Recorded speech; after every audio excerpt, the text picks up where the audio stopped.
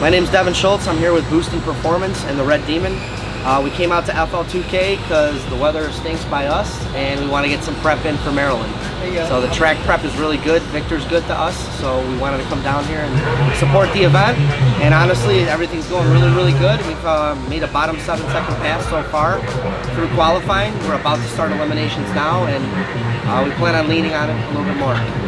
Some specifics on the engine, other than us utilizing the Bullet Racing billet block. We have a forged crank that we utilize, solid beam aluminum rods. It's a piston that we developed in-house, uses a 23mm wrist pin. Aside from that, there's a copper head gasket. We use head games for our heads. It's got a set of off-the-shelf Kelford cams in it. It's an off-the-shelf 86-85 turbocharger. Oh, really? It makes about 1,400 wheel horsepower on about 70 pounds of boost. That's where we have dynoed the car. We run it at about 85 on the track, so we're guesstimating it somewhere in the 16 to 1800 horsepower range. We use a set of ID 2000s as our primaries, and then we have Precision 5000cc secondaries. We run a mechanical fuel pump, Aeromotive fuel pump. It's got a 2-gallon fuel cell, runs on M5. As far as the drivetrain is concerned, that's where the car was lacking for a while. We finally got some billet parts that we were needing for a long time. We run a PPG gear set, 1 through 4. We build the transmission in-house. It also utilizes our KDN/Boostin Performance shifter package, which upgrades the shifter and the cables. It's got a money shift protection, so that kind of puts your mind at ease. You can just go down the track and not worry about money shifting the car. We got a quartermaster triple disc in it. And the last piece of the puzzle that we finally got our hands on maybe this past year or so has been a billet transfer case. So it's got a Magnus billet front housing, uses our billet middle housing, and then a Magnus billet gear set.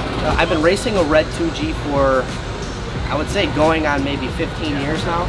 But this car, actually, I transitioned to this car maybe about 8 years ago. It was a good friend of mine's, Rob. It was actually the first all-wheel drive car I ever launched. It had like a blow-off valve on it and an intake on it back in like, maybe it was 99 or something like that, well before we graduated from high school. And I always loved this car. I had a Red Talon that I was racing. It just wasn't as clean as this car was. So when he was selling it, I had to grab it from him. And then I transferred all the parts from the old car onto this car. It was like a bottom 9-second car at that point. So when I went 8s, that was with this car.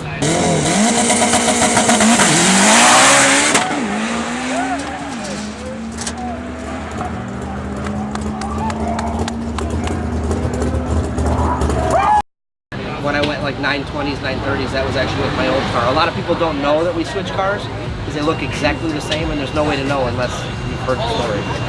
When we initially built the car, it was a street car. It was a 16G with like a hidden nitrous kit on it. We used to take it out street racing everywhere.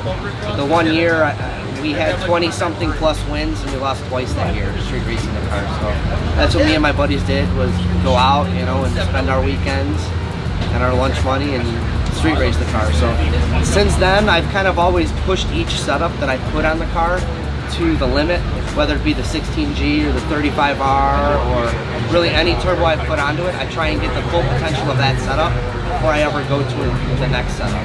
So that's why people always look at the car and say, man, it's so simple, but you know, that's where I think a lot of the success comes from, is keeping it simple, sticking with what works, and not trying to overcomplicate it.